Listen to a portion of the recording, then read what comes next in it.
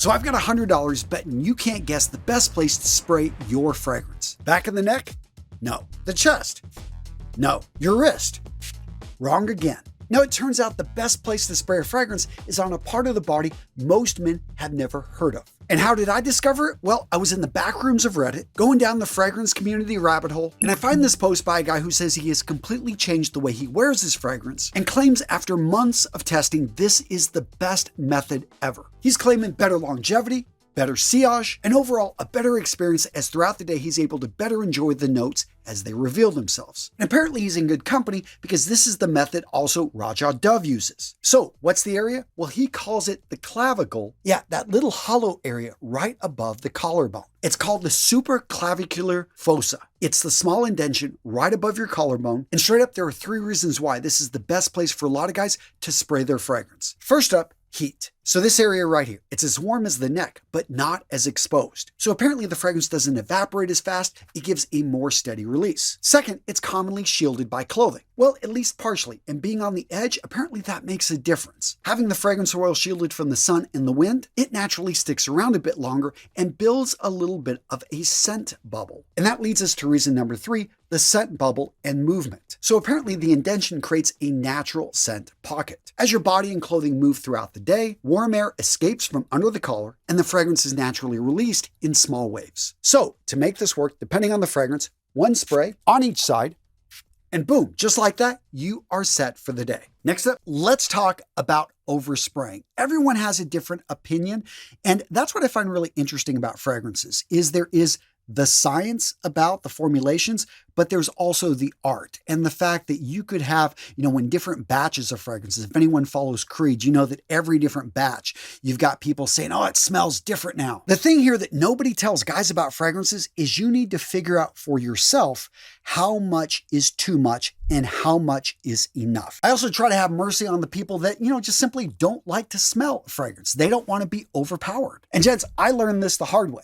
A few years back, I was taking my mother-in-law to an eye appointment. And I walk in and have this little old woman after a few minutes look over and say, who in the world is wearing all that perfume? Now, to my defense, I was testing out a whole bunch of fragrances that day, but it is a reminder that you can sometimes wear too much of a fragrance, and yeah, you just don't want to choke people out. Now, right with that, you can become what's known as nose blind. And we've all experienced this. You walk into a place and it stinks. And what happens after a little while? You stop smelling the smell. This is called olfactory fatigue. It's actually a defense mechanism in human beings. It's where we normalize smells around us so that we can pick up a unique new smell. Now, the problem when you put on a fragrance is all of a sudden you can't smell it and you think that it's not there anymore. So what do? You reapply when you don't need to. Gents, the best way to figure out if your fragrance is still there is to go out and go for a walk. Get 5 minutes of fresh air, then come back and smell for that fragrance. Yeah, most likely you are going to pick it up anew. Now, the next question is, should you wear fragrance daily? My answer is yes. I love wearing fragrances because they enhance my mood. They make me feel better about myself. I'm wearing them for me, but I get it.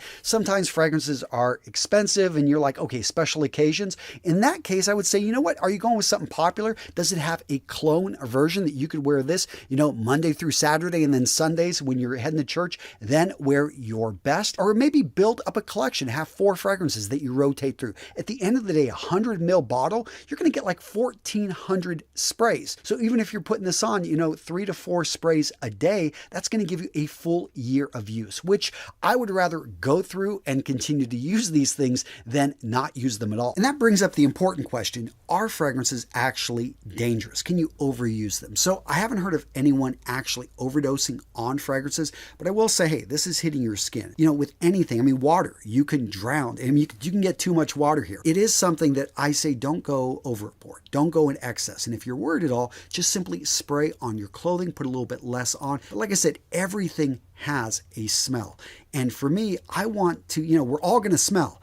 I want to smell good. Now, what about reapplying fragrances? So the first rule here is, have you just gone nose blind? That fragrance you put on 3 hours ago, I know you can't smell it now, but go for a walk.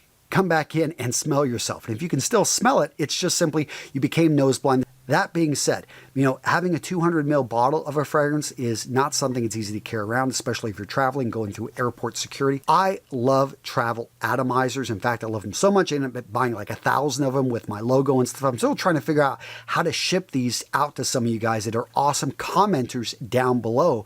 Yeah, you know, this right here really solves the problem. They're so easy to use. As you can see, they've got a male, a female, and you simply put it together.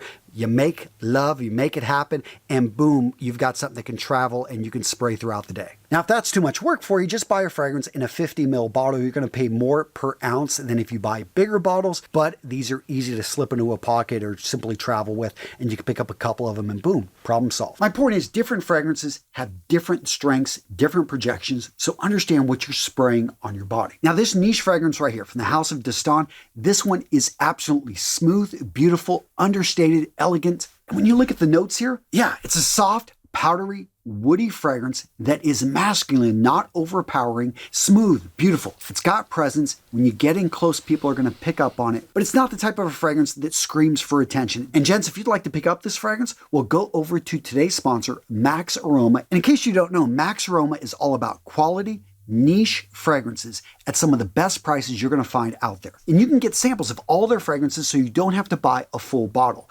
Now, this fragrance right here, M. Micallef's Desire Toxic Intense. And I loved the original. This one is even better.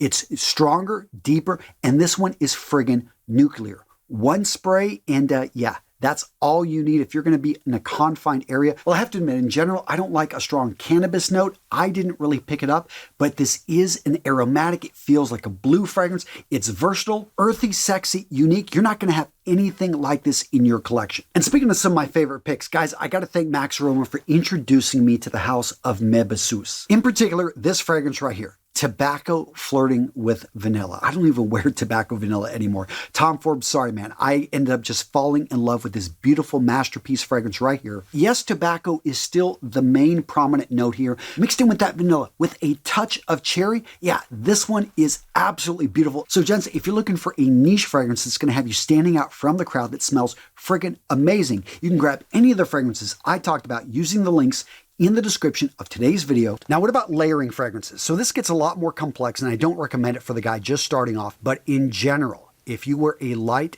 clean, crisp fragrance in the morning, by afternoon time, most likely you can wear a heavier, deeper, darker fragrance. And this makes sense because if you wear something to work and then you want something that you can go out and play, to the bars later on, but don't go the opposite because the darker, heavier ones last longer and they can still overpower these lighter fragrances even if you apply them 8 hours after you applied the heavier one. Now, what about layering with moisturizers and conditioners? So if you're using a shampoo, if you're using a moisturizer that is really strong, give yourself a little bit of time. Usually those dissipate after 15 to 30 minutes. But if it's sticking around all day, you may want to switch to an unscented one because yeah, that stuff is just probably overpowering and cheap smelling anyway. I don't have a problem with, even if there's a little bit of a smell from the moisturizer I was using, go ahead and put the fragrance on. It's going to, I think, it's going to cover it up and do, layering like that, I never really see an issue with. A lot of guys, when they first get in the fragrances, they think they're wearing it for other people. They want to smell sexy. But here's the thing, is smell can have a huge impact on how you perceive yourself. There's a whole body of science of this called enclothed cognition.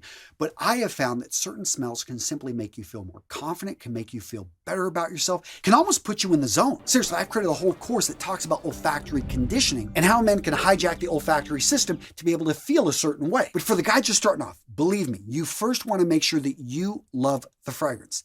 After that, check if people around you like it. First up, your partner, then maybe your family, maybe other guys get their opinions. But at the end of the day, remember, you're wearing this for you. You are going to be around yourself and you want to be able to spray something on that just gives you confidence, that makes you feel like $1,000,000. All right, gentlemen, so what video to watch next? How about fragrances that nobody talks about, but they're friggin' amazing? Guess what? I've got you covered in this video right here. Go check it out. It is a solid video. You'll enjoy it, especially if you like fragrances. That's it, guys. Take care. I'll see you in the next video.